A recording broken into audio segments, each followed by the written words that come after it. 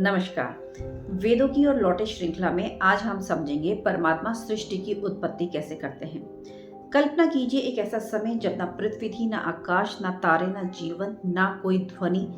हर तरफ केवल गहरा अंधकार, एकदम मौन। ऋग्वेद का मंत्र है तम आसीत तमसा गूढ़म, जिसका अर्थ है प्रलय के समय पूरा ब्रह्मांड अज्ञान और शून्यता में विलीन था।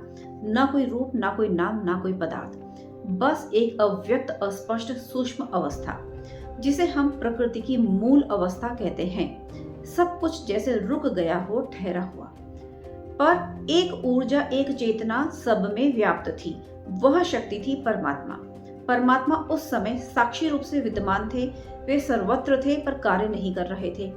फिर जब सृष्टि का समय आया, परमात्मा ने अपनी अद्भुत शक्ति से इस अंधकारमय अव्यक्त अवस्था को जगाया।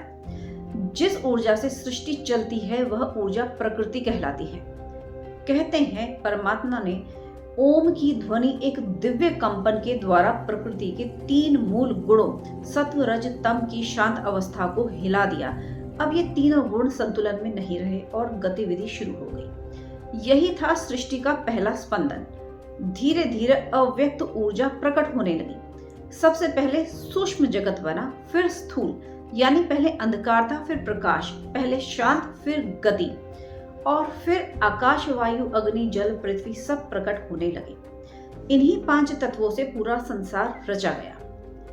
यानी सृष्टि अचानक नहीं बनी, बल्कि परमात्मा की सूक्ष्म शक्ति धीरे धीरे अव्यक्त से व्यक्त की ओर लाती है।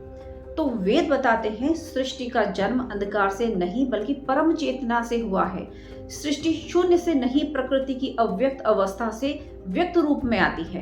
परमात्मा जब अपनी अद्भुत शक्ति और ओम के दिव्य कंपन से प्रकृति को सक्रिय करते हैं, तभी इस ब्रह्मांड की शुरुआत होती है।